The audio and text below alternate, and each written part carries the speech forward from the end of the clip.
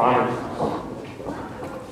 لله رب العالمين والصلاة والسلام على رسوله الأمين محمد وعلى آله وصحبه أجمعين أما بعد فأعوذ بالله من الشيطان الرجيم بسم الله الرحمن الرحيم وأما بنعمة ربك فحدث.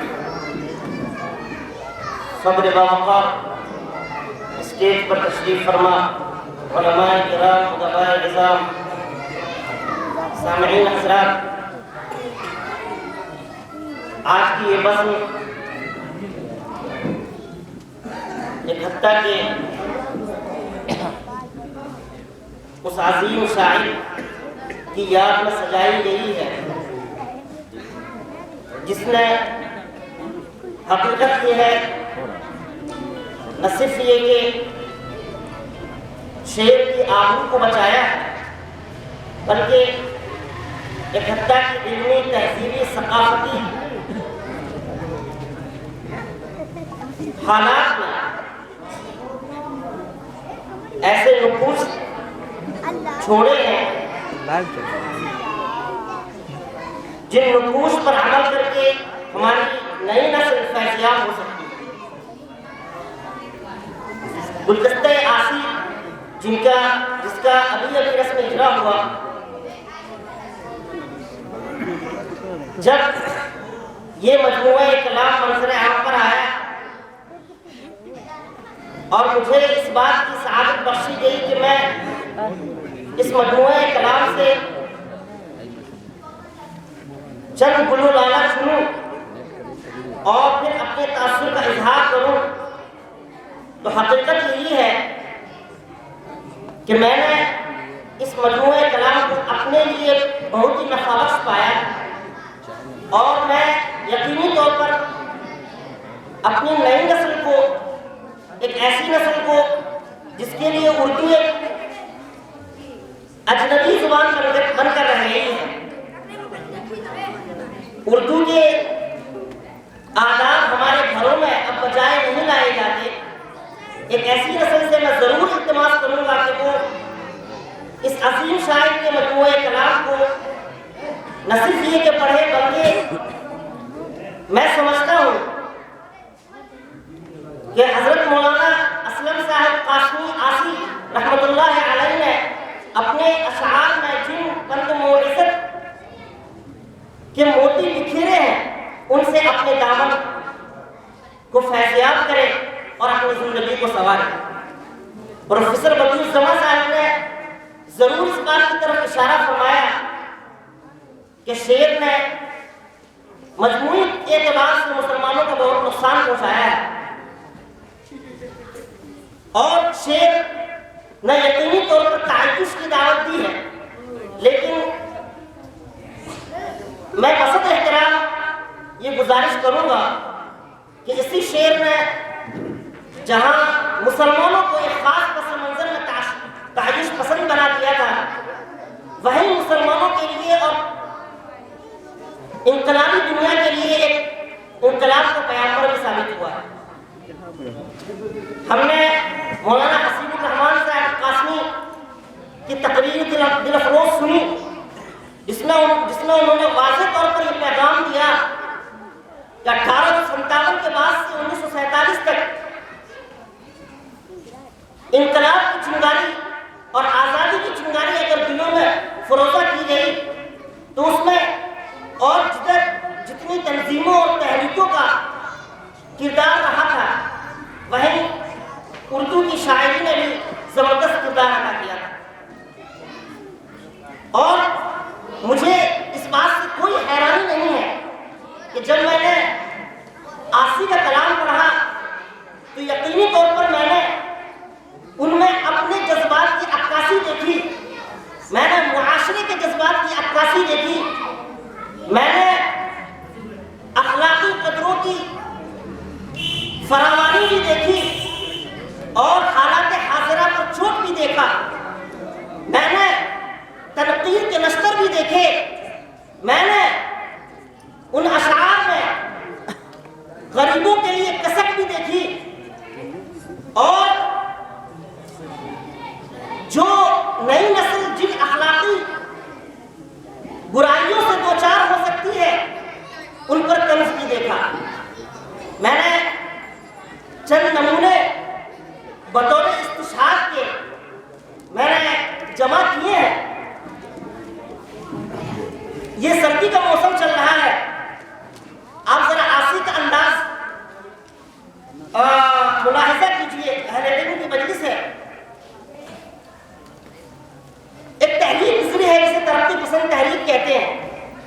ترقی پسند تحریک نے شعر کو عوام سے جوڑ دیا.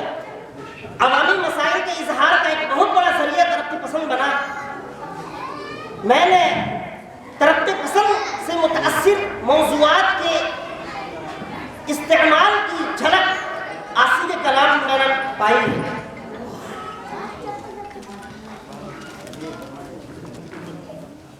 یہ دیکھیے ذرا، وہ کہتے ہیں یہ رشوت چور بازاری عیاں ہے.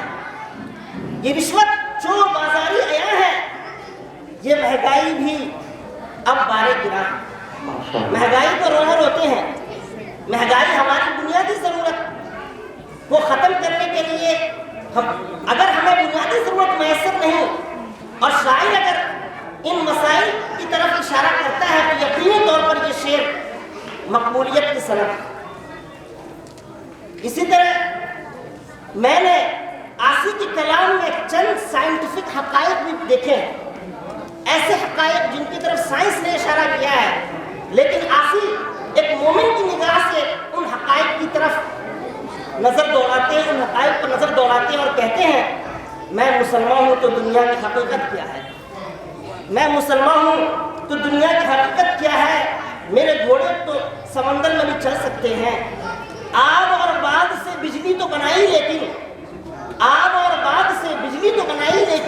حد محدود سے آگے بھی نکل سکتے ہیں. آپ دیکھیں گے حقیقت یہ ہے کہ یہ عاصی نے جو مجموعہ کلام ہمیں دیا ہے اس پر کلام کرنے کی ضرورت ہے. ان کے موضوعات کو اچھالنے کی ضرورت ہے. ان کے موضوعات کو سمجھنے کی ضرورت ہے اور اس پر ڈسکشن کرنے کی ضرورت ہے. اس پر میں سمجھتا ہوں کہ اگر ایک سیمینار، ایک چھوٹی سی مجلس ادبی نشست بنائی جائے جس میں ان کے موضوعات کا انتخاب کر کے ان پر تاثرات کا اظہار ہو تو نہ صرف یہ کہ عاصی کتابوں میں زندہ رہیں گے بلکہ ہمارے دلوں میں بھی زندہ ہو سکتے ہیں.